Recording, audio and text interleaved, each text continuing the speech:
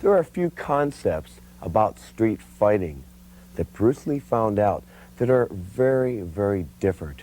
And this is what makes the art of Jeet Kune Do so special.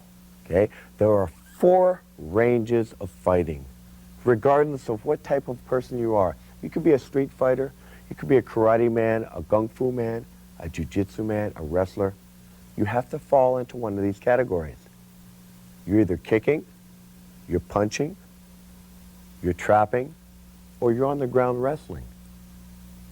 Now, the point that Bruce found out, the revelation that he found out, is that everybody fights on the ground.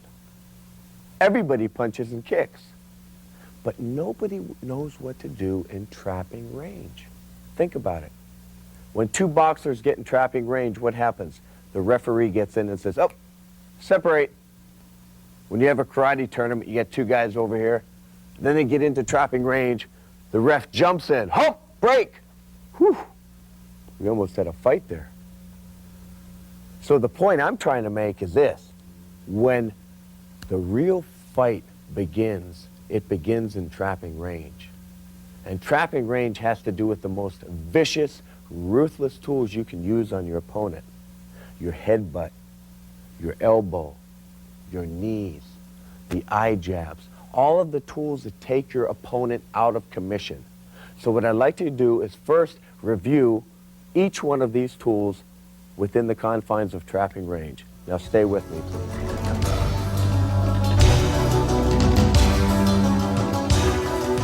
Now, in discussing the 4 ranges of fighting, I'd like, first of all, for you to see them. Okay, Tim, Manami, come on out.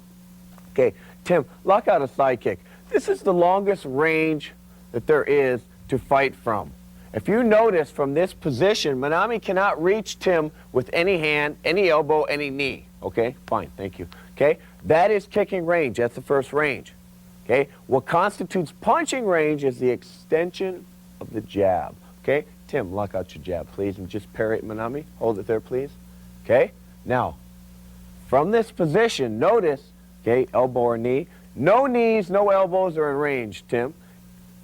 Yes, okay? These are the most vicious weapons we have in our arsenal, but they're still not in range. So as long as you're kicking, and as long as you're punching, you're not elbowing, you're not kneeing, and you're not headbutting. Now the other range, before I kind of jump over trapping, is on the ground. Let's do that again. Double leg takedown just real quick. Boom, go. Okay, go. Okay, tie up, tight, tight, tight, tight. Now, if you notice, they are so tight, there is an art that we have to fight on the ground. This is not what I want to do right now to teach this to you. But the point I do want to make is, most of the weapons are nullified here. There are other things to do, but that's for another tape. Okay, thank you. So, what we have is we have kicking, we have punching, and we have wrestling. Everybody in the world does that. All karate people kick, all boxers punch, and all street fighters wrestle. But there is a range, again, that we've talked about, that's inside of boxing range, but it's outside of wrestling range. And if you can keep that range, the tools that you have at your disposal will take people out of commission. Let's show that range right here. Actually, I'll just take you, Tim. First of all, trapping range, if we remember, boxing range was out here. If I get in a little bit closer, bam, this is trapping range. This is the range, boom, where I can take this guy out of commission because I've got everything at my disposal. I have my elbows, I have my headbutt, I have my knee, okay? So the range that no one else knows how to fight in is the range that Bruce Lee stressed. And this is what we're working on. So this is our review. Hang with me.